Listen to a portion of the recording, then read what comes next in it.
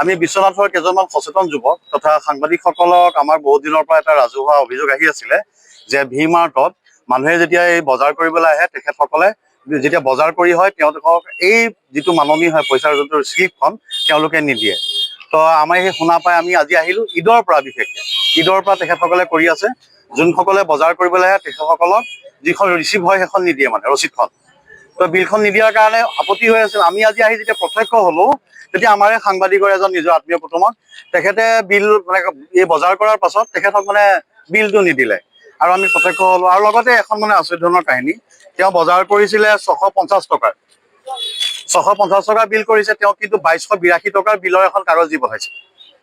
এতিয়া আমি তেখেতকো সুধিলোঁ, কৈছে মই নাজানো, মোক 600 কিমান টকা দিছে। মই বোলো আপুনি অকণ ৰখক, আমাৰ সাংবাদিকসকল আহি আছে, আমি গোটেই কথাখিনি পাতোঁ। বেচেৰা ভয়তে পলাই দিলে।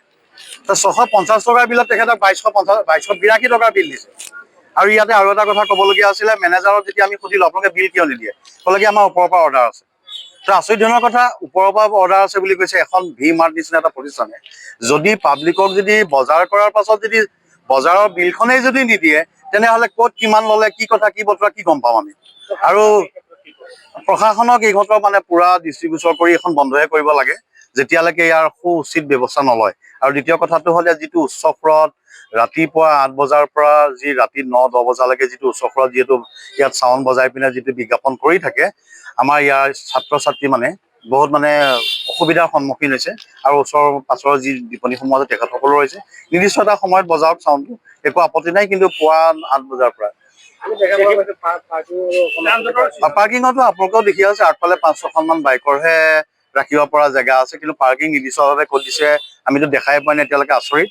ইয়াৰো উচিত ব্যৱস্থা ল'ব লাগে যে এখন বিপণী ইয়াত খুলিছে হয়, কিন্তু পাৰ্কিঙৰ ব্যৱস্থা ক'ত আছে আমি কিন্তু দেখা নাই। সেইটোক লৈও দুখিত। তাৰমানে ইয়াত বিল্ডিঙৰ সমস্যা এটা হৈছিল, সেইটো বাৰু মানুহৰ কমপ্লেইন হৈছে। আৰু 2 নম্বৰ কথাটো, মোৰ ঘৰটো কাষতে, মোৰ ঘৰতো ল'ৰা ছোৱালী আছে। তেওঁলোকে ৰাতিপুৱা দোকান খোলাৰ পিছত তাৰমানে আপোনাৰ যিটো মাইক ষ্টাৰ্ট কৰে নিজৰ প্ৰচাৰৰ কাৰণে, সেইটো তাৰমানে প্ৰায় বন্ধলৈকে, তাৰমানে 9:30-10টালৈকে একদম একে উচ্চ স্বৰত বাজিয়ে থাকে। আমি কেইবাবাৰো কমপ্লেইন কৰিলোঁ তেওঁলোকৰ মানে অলপ কাণ কাঢ়িছে।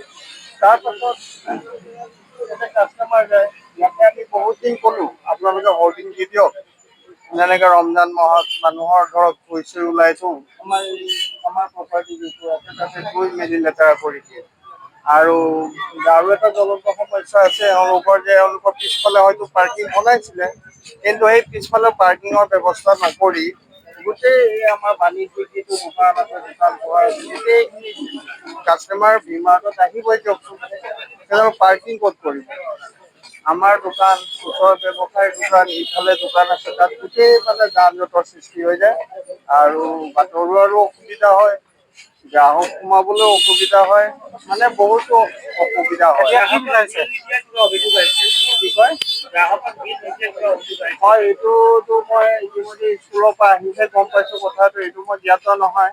ত' বিলৰ সমস্যা হ'ব পাৰে, সমস্যা হৈছে কাৰণেতো গ্ৰাহকে মানে বিলৰ অভিযোগটো আনিছে। গতিকে বাকীখিনি তদন্ত ইতিমধ্যে পুলিচকো দেখা পাইছো, তেওঁলোকে কৰিব। এতিয়া আচলতে কি বিচাৰিছে? এতিয়া আচলতে পাৰ্কিঙৰ সমস্যাটো সমাধান, আৰু আমাৰ যিটো ওচৰৰ প্ৰতিৱেশী দোকানীবিলাক আছে, ওচৰ চুবুৰীয়া দোকানীবিলাক আছে, তেওঁ যাতে উচ্চ স্বৰত নবজায় নিজৰ, কাৰণ অন্য মাৰ্টবিলাক আছে, বিশাল আছে, ইফালে ফেশ্বন আছে, তাত কিন্তু বজোৱা বা তেনেকা উচ্চ স্বৰত বজোৱাটো মই দেখা নাই। গতিকে আমি বিচাৰো, গোটেই ৰাইজে বিচাৰে, গোটেই দোকানীয়ে বিচাৰে যে উচ্চ স্বৰত মাইক বজোৱাটো বন্ধ হওক, ইমানখিনি। আৰু এই ভি মাৰ্টৰ যেতিয়া আমি আগতে শুনা পাই আছিলো যে যিটো ঈদৰ সময় আছিলে, এতিয়া বেপাৰ বাণিজ্যৰ যিখিনি কৰি আছিলে তেখেতসকলে মানে যিখন বিল থাকে সেই বিলখিনি দিয়া নাই বুলি আমি শুনি আছিলো। আজি আমি বজাৰ কৰিবলৈ আহোঁতে নিজে প্ৰত্যক্ষ কৰিলো, তেওঁলোকক যে বিলখন আমাক দিয়ক বুলি কওঁতে তেখেতসকলে দিব পৰা নাই, কৈছে যে হোৱাটছএপৰ জৰিয়তে আপোনালোকৰ বিলটো পেমেন্ট হ'ব, আপোনালোকে পাব বুলি কৈছে। এতিয়া ঘটনাৰ কথাটো হ'লকে দুখীয়া সৰ্বসাধাৰণ মানুহৰ যিটো প্ৰিপেইড মোবাইল থাকিব, কম দামী মোবাইল থাকিব, এই মোবাইলখিনিত তেখেতসকলে হোৱাটছএপৰ জৰিয়তে কেনেকে যাব। আৰু ইমান ডাঙৰ এটা সৰ্ববৃহৎ প্ৰতিষ্ঠান ভি মাৰ্ট, তেখেতসকলে শ্বপিং মল এটা, এই শ্বপিং মলটোৰ যান জঁটৰ এটা বিশ্বনাথত ডাইৰেক্ট সমস্যা কৰি আছে বুলি আমি ক'ব পাৰোঁ। পৌৰসভাই ইয়াৰ কি ব্যৱস্থা লয় আমি জনা নাই। আমি পৌৰপতি মহোদয়কো ফোনযোগে তেখেতক জনাইছোঁ, কিন্তু এতিয়া আপোনালোকে নিজে প্ৰত্যক্ষ কৰক যে ইয়াত কোনো পাৰ্কিঙৰ ব্যৱস্থা নাই আৰু উচ্চ স্তৰত তেখেতসকলে গান লগাই পেলাই ইয়াৰ এটা পৰিৱেশ বিনষ্ট কৰি আছে বুলি আমাৰ স্থানীয় ৰাইজে আমাক জনাইছে। এই কথাটোকে আপোনালোকৰ জৰিয়তে আমি জনাব বিচাৰিছোঁ যে মানে কৰ ফাঁকি দিয়াটো অপৰাধ যদি হয় তেখেতসকলৰ ওপৰত একশ্যন এতিয়া ইমিডিয়েট ল'ব লাগে জিলা প্ৰশাসনে, আৰু যেতিয়ালৈকে তেখেতসকলৰ CCTV ফুটেজ আছে এই ফুটেজবিলাক সংগ্ৰহ কৰি পেলাই সঁচা মিছা চাই মেলি লৈ পেলাই মানে মেনেজাৰক অতি শীঘ্ৰে মানে এৰেষ্ট কৰিব লাগে বুলি মই ভাবোঁ।